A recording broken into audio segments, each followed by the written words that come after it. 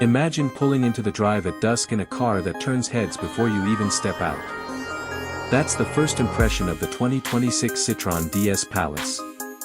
The name alone evokes heritage and elegance, DS harking back to Citroën's iconic model of the mid-20th century, and Pallas referencing the luxury version of that classic.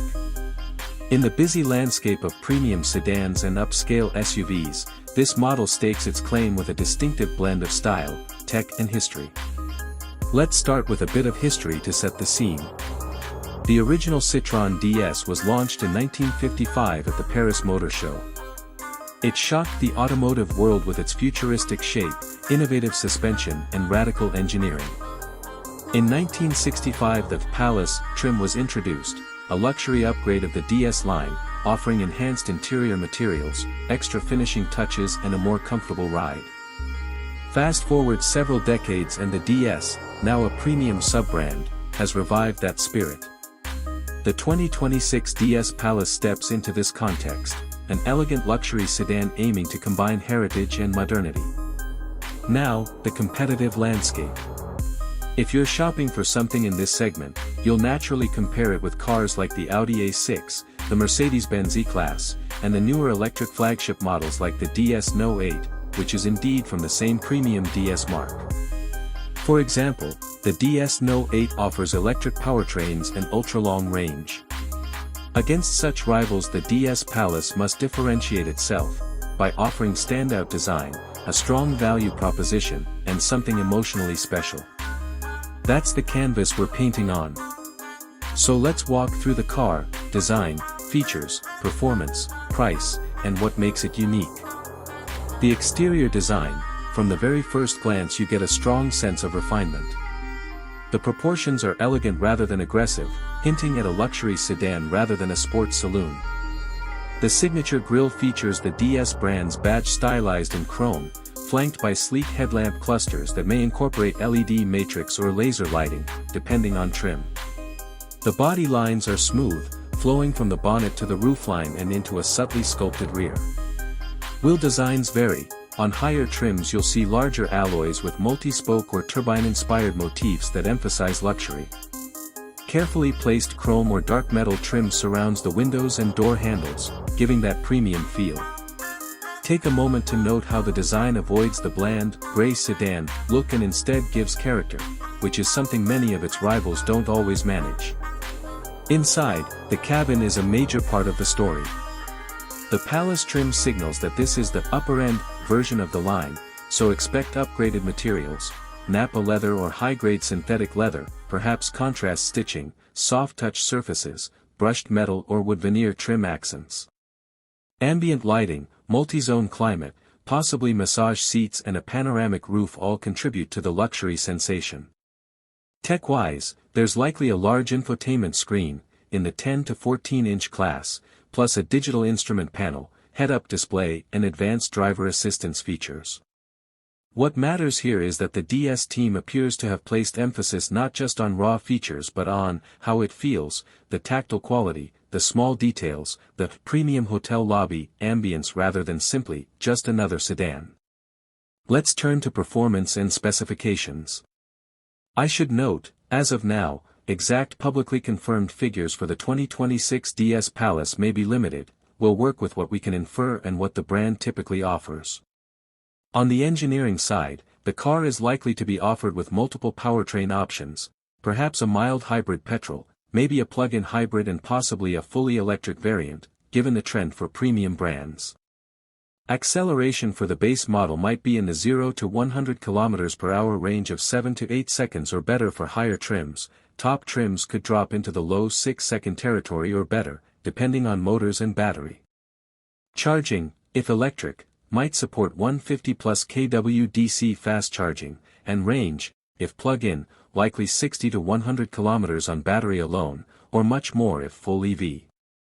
Ride and handling are promised to be comfortable yet composed. DS has typically emphasized relaxed luxury rather than hardcore sportiness.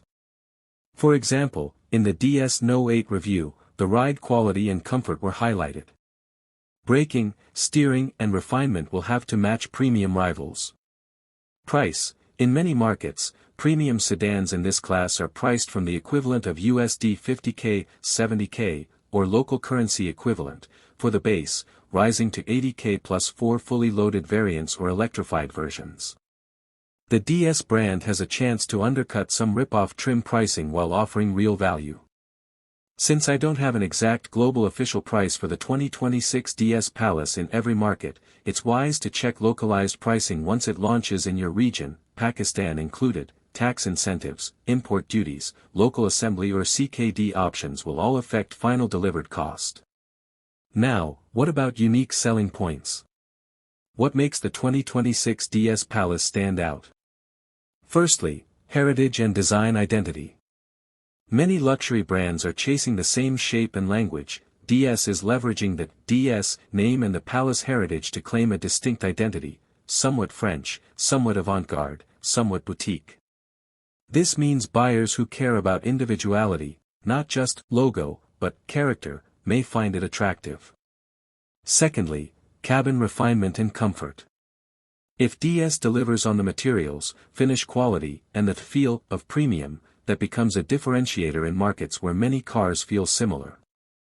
Thirdly, possibly hybrid/EV tech with premium build but less mainstream price premium, giving value.